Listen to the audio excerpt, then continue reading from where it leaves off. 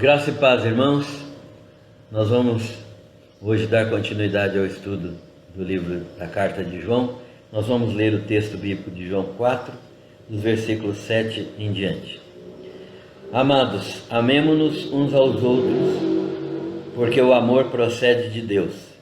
E todo aquele que ama é nascido de Deus e conhece a Deus. Aquele que não ama não conhece a Deus, pois Deus é amor. Nisto se manifestou o amor de Deus em nós, em haver Deus enviado o seu Filho unigênito ao mundo para vivermos por meio dele. Nisto consiste o amor, não em que nós tenhamos amado a Deus, mas em que ele nos amou e enviou o seu Filho, como propiciação pelos nossos pecados. Amados, se Deus de tal maneira nos amou, devemos nós também amar uns aos outros. Ninguém jamais viu a Deus. Se amarmos uns aos outros, Deus permanece em nós e o seu amor é em nós aperfeiçoado. Nisto conhecemos que permanecemos nele, e ele em nós, em que nos deu o do seu Espírito. E nós temos visto e testemunhado que o Pai enviou o seu Filho como Salvador do mundo. Aquele que confessar que Jesus é o Filho de Deus, Deus permanece nele e ele em Deus. E nós conhecemos e cremos no amor que Deus tem por nós. Deus é amor, e aquele que permanece no amor permanece em Deus e Deus nele. Ninguém em nós aperfeiçoado, ninguém é em nós aperfeiçoado o amor, para que no dia do juízo mantenhamos confiança, pois segundo ele nós também seremos neste mundo. No amor não existe medo, antes o perfeito amor lança fora o medo. Ora, o medo produz tormento, logo aquele que teme não é aperfeiçoado no amor. Nós amamos, porque ele nos amou primeiro. Se alguém disser amo a Deus e odiar a seu irmão, é mentiroso, pois aquele que não ama seu irmão a quem vê, não pode amar a Deus a quem não vê. Ora, temos da parte dele este mandamento, que aquele que ama a Deus, ame também a seu irmão. Senhor, nós te agradecemos pela palavra que o Senhor nos dá nesta noite. Pedimos que o Senhor nos permita estudá-la para crescimento espiritual e para melhorarmos a nossa prática de vida de acordo com os teus ensinamentos. Abençoa-nos aqui, nós oramos e agradecemos em nome de Jesus. Amém. Irmãos, nós estamos diante de um texto muito rico. São 15 versículos que nós vamos tentar estudar nesta noite. Nós recapitulamos rapidamente o da semana passada, que João fala sobre os falsos mestres e fala sobre o espírito do anticristo que está presente nesses falsos mestres. Mas ele termina o texto dizendo que maior é o que está em nós, que é o Espírito Santo, do que aquele que está no mundo, que é o espírito do anticristo. Isto é uma segurança maravilhosa para nós. Somos possessão eterna de Deus e nada pode nos arrebatar da mão de Deus. Mas agora, João vai falar da essência do relacionamento da igreja e a grande prova de verdadeiro conhecimento de Deus. Se nós realmente conhecemos a Deus ou não, não é? Qual é o texto que nos ajuda a provar isso? Primeiro de tudo, um mandamento que é antigo e que é novo ao mesmo tempo. João está dizendo, amemo-nos uns aos outros. Primeiro, porque o amor procede de Deus. Segundo, porque todo aquele que ama é nascido de Deus. Ou seja, ninguém que não é nascido de Deus pode realmente amar alguém. Então esse é um teste para o nosso amor. Se nós verdadeiramente amamos as pessoas, amamos a Deus e amamos as pessoas, então nós somos nascidos de Deus. Mas se nós não sabemos amar, se nós ainda não amamos, se nós somos egoístas, isso significa que nós ainda não nascemos de novo, porque o amor procede de Deus e só pode amar quem é nascido de Deus. Por isso, ele fala, amemo-nos uns aos outros, porque o amor procede de Deus e todo aquele que ama é nascido de Deus. É uma prova do novo nascimento. Então você pode fazer essa prova hoje, se realmente você ama as pessoas. Não é aquele amor de pai para filho, não é aquele amor de mãe para filho, ou de marido para esposa, não. É o amor genuíno, aquele amor que Jesus Cristo demonstrou por nós na cruz do Calvário, a ponto de dar a alguém a sua vida pelos seus amigos.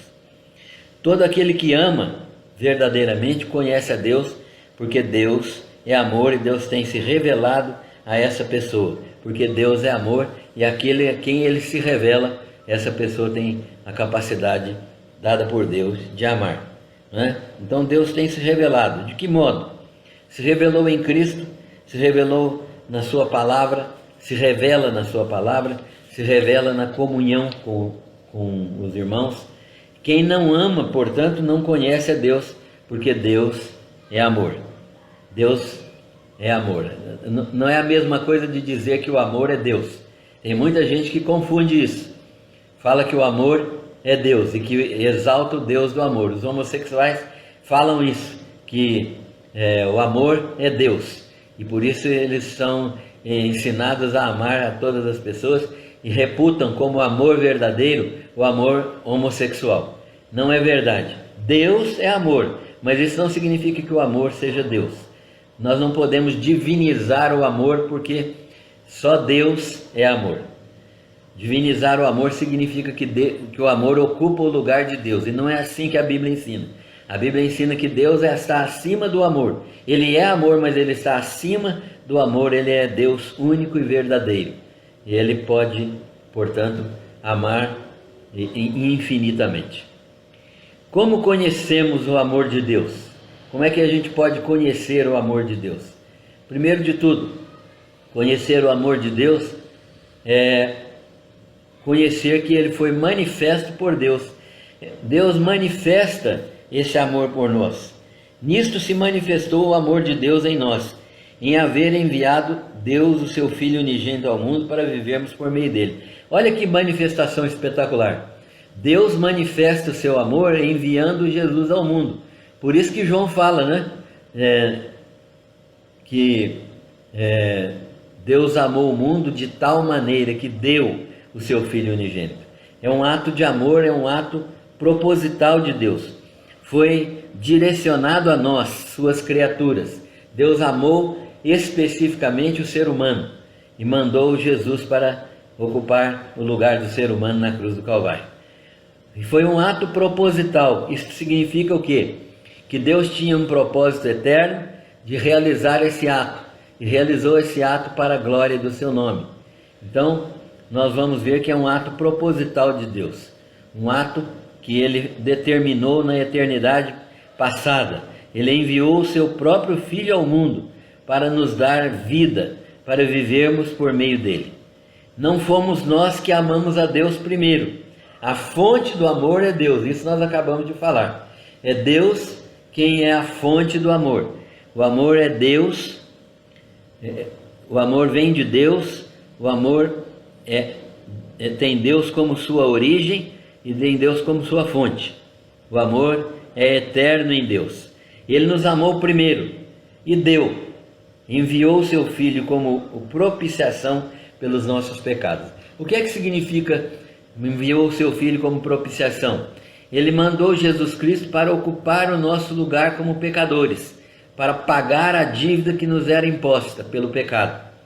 Então, Deus enviou o seu Filho como propiciação, para tornar favorável a nós a sua justiça, isto é, para conquistar a justiça que nós não merecíamos. Jesus veio para dar a sua vida e conquistar a justiça que nós não merecíamos por causa dos nossos pecados. Deus é amor, é um ato proposital. Ele estabeleceu isso, Ele propôs isso. Não aconteceu por acaso. Era propósito de Deus fazer isso antes que o mundo existisse. Não foi alguma coisa que aconteceu depois do pecado de Adão. Foi muito antes da criação do mundo. Deus já tinha propósito de nos amar e de nos perdoar. Há um dever, portanto, que nós temos de amar. Há um dever de amar os irmãos. Devemos amar aos irmãos. Por que é que nós devemos amar aos irmãos? Porque ninguém jamais viu a Deus. Primeiro de tudo, devemos amar os irmãos porque Deus nos amou de tal maneira que deu o seu Filho unigênito. Isto é, se Deus é amor e se Deus está em nós, Ele é amor e o amor está em nós. Então nós precisamos amar a Deus e amar aos irmãos. Por quê? Porque Deus nos amou. Ninguém viu a Deus. Deus é alguém invisível. Ninguém viu a Deus, ninguém vai ver a Deus. Deus é um ser invisível. Nem na eternidade futura nós vamos ver a Deus, porque Ele é Espírito. Mas ninguém viu a Deus.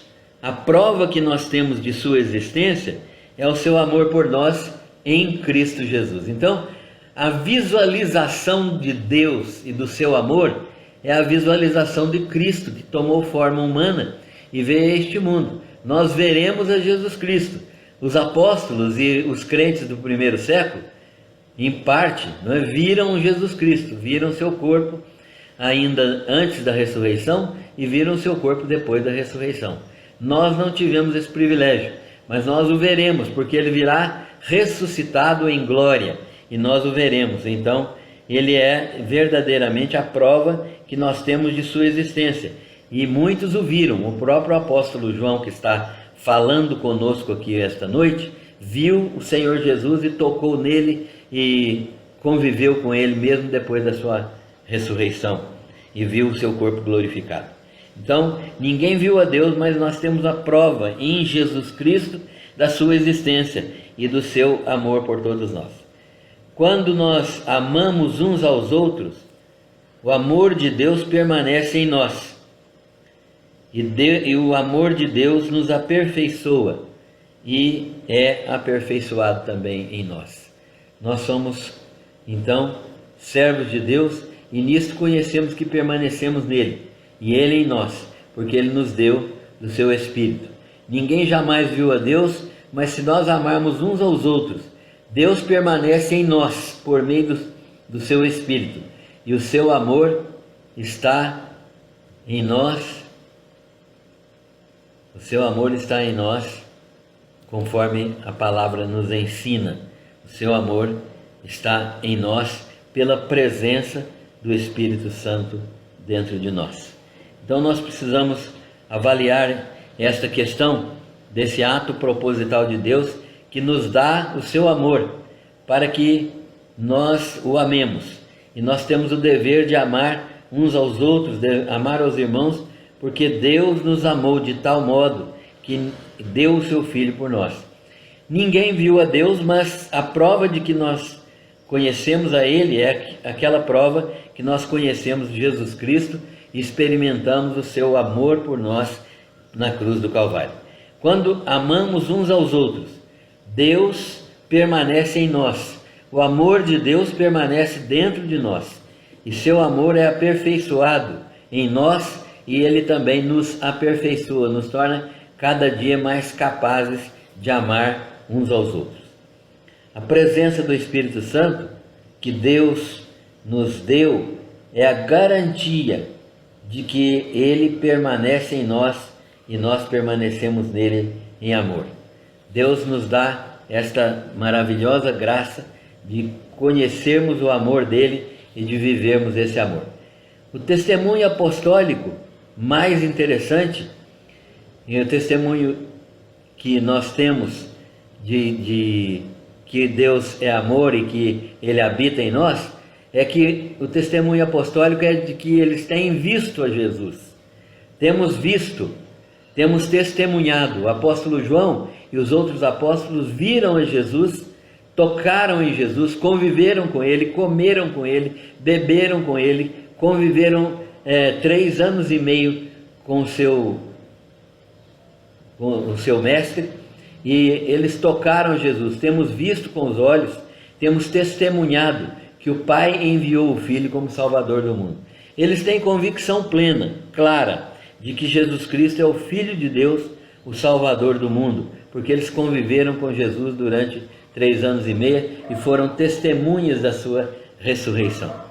Confrontando o ensino gnóstico dos falsos mestres, os apóstolos disseram que Jesus Cristo não é da mesma natureza divina, conforme os falsos mestres diziam que Jesus Cristo é da mesma natureza divina. Por quê? Porque os falsos mestres diziam que não, que Jesus Cristo era apenas humano e Deus é espírito.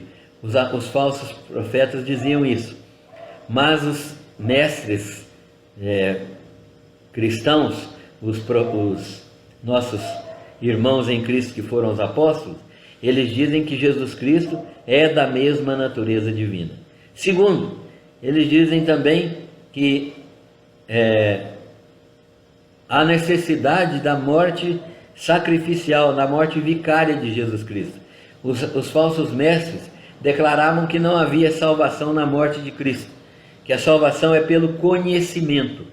Quanto mais nós conhecemos de Deus, mais nós crescemos no conhecimento dele, mais nós nos aproximamos dele e mais nos chegamos à salvação. Que a salvação é adquirida pelo conhecimento. Os apóstolos ensinaram que a necessidade de morte vicária para a salvação, ou seja, Jesus Cristo morreu uma morte sacrificial e substitutiva. O que significa isso? Sacrificial porque ele deu a sua vida por nós, porque sem ele dar a vida nós não seríamos salvos, porque ele precisava morrer a nossa morte para que nós pudéssemos ser salvos. Mas também sacrificial no sentido de que ele deu sem merecer a morte. Foi um sacrifício que ele fez por nós.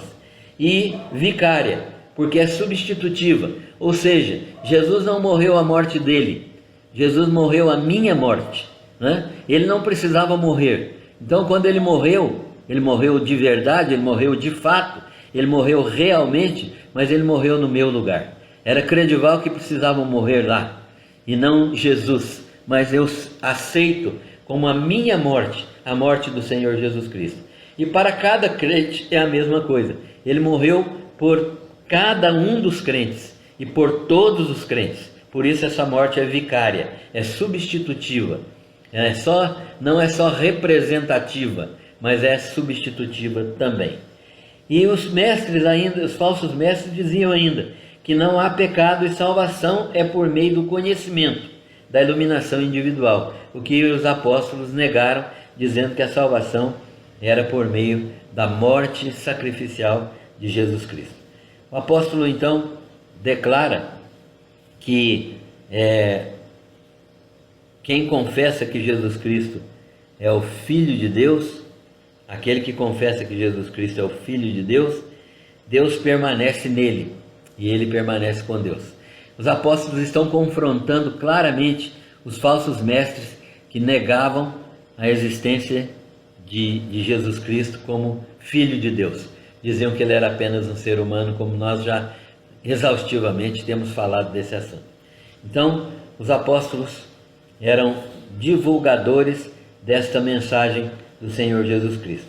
E nós sabemos que aquele que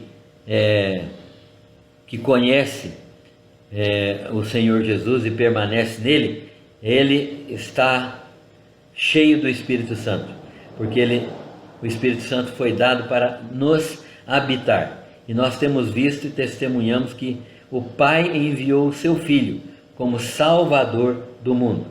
Deus, então, mandou o seu Filho para morrer no nosso lugar sacrificialmente e vicariamente. Nós entendemos que a palavra de Deus nos dá esses testes. Amados, amemo-nos uns aos outros, porque o amor procede de Deus. Todo aquele que ama é nascido de Deus e conhece a Deus. Então, a manifestação de amor é um teste soberano daqueles que são filhos de Deus. Aqueles que são filhos de Deus conhecem a Deus. Aquele que não ama não conhece a Deus. O amor de Deus se manifestou enviando Jesus Cristo ao mundo para viver na nossa vida e nós vivermos por meio dele. E o amor é um amor verdadeiro, não que nós tenhamos amado a Deus, mas em que ele nos amou primeiro e enviou o seu Filho para morrer pelos nossos pecados. Deus de tal maneira nos amou que nós também devemos amar uns aos outros. Estes testes são testes fundamentais para experimentarmos a vida cristã. Nós encerramos por aqui hoje e nós desejamos que todos possam crescer no conhecimento do Senhor Jesus Cristo. E estaremos aqui na próxima quarta-feira, se Deus permitir. Amém.